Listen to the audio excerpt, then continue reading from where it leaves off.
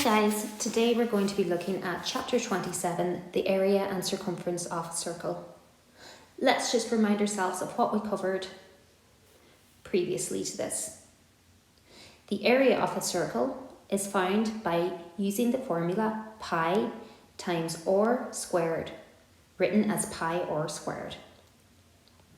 The circumference of a circle is given by 2 times pi times r, or 2 pi r. When numbers and letters are stuck together, it means multiply. Let's look at another example question. Find the area and circumference of a circle of radius 8 centimeters. Give your answer in terms of pi. To find the area of a circle, the first thing we do is write down our formula for the area of a circle. Area of a circle equals pi times r squared. Now we substitute in whatever number we have for the given letter. Your area of your circle equals pi times 8 squared. Instead of writing r for radius, we write 8 centimeters. We now put this in our calculator and our value is 64 pi centimeters squared. Centimeters squared is our unit for the area of a circle when our radius is in centimeters. Okay, let's find the circumference of a circle. To find the circumference of a circle, the first thing we do is write down the formula. The circumference of a circle equals 2 pi r. Now we substitute in 8 for r. Write down everything again. This gives us 2 times pi times 8. Put this in our calculator and we get 16 pi. The circumference is just the outer length of your circle. The unit of a length is centimeters. Please pause this video and take down these 2 examples. Okay, let's try a harder question.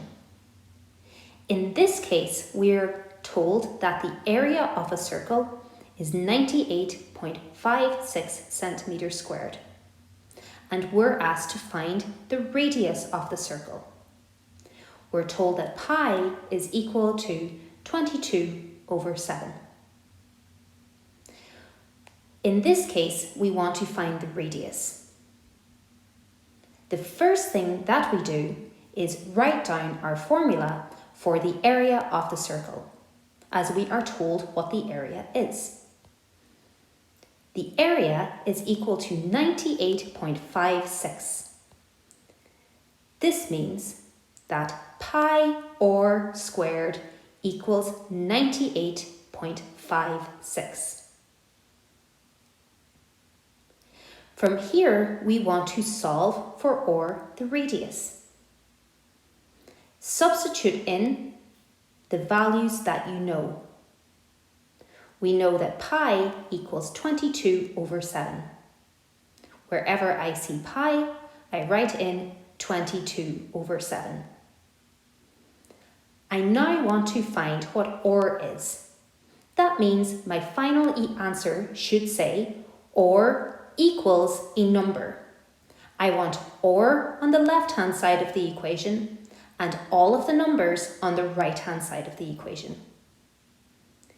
Here, to do this, when I want to solve for an unknown, to move numbers across the equal sign, in algebra we do the opposite.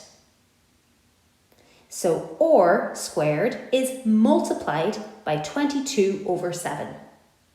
To move the 22/7, we divide both sides by 22/7. This gives us r squared equals 98.56 all over 22/7. We have r squared and we want to find r. So to move the squared, we square root both sides of our equation. This gives us or as 5.6. Please pause the video and take down this example.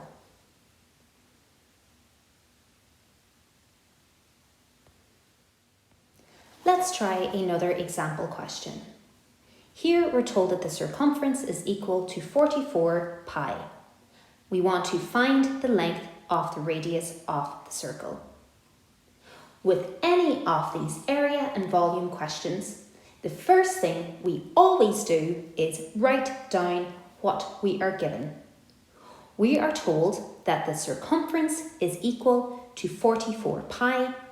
Therefore, we write down circumference equals 44 pi. Now, we substitute in the formula for the circumference. This means that 2 pi r equals 44 pi. So we write down the formula wherever we see circumference. And now we want to solve for r. This is solving using algebra. To solve using algebra, we want the r on one side of the equation and everything else on the other side of the equation. That means our answer should read or equals a number. To solve for r here, the first thing we can see is that we have a pi on both sides of the equation. This means that the pi's cancel out and we're left with 2 r. So our pi's cancel out. We're left with 2 times r equals 44. When solving in algebra, we do the opposite to move numbers to the other side of the equal sign.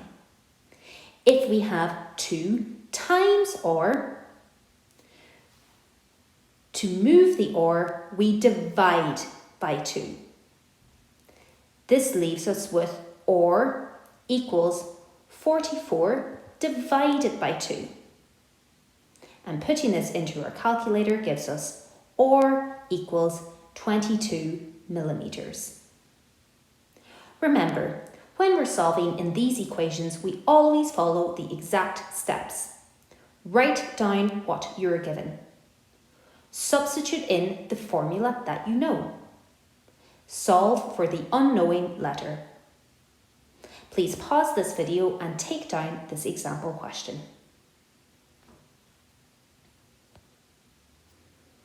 Now, I want you to try some. Please turn to page 453 in your book. This is exercise 27.2. Please complete question 10 and question 11. These are exactly the same as the example question. If in doubt, please look back at the examples. If you have any questions, please comment below.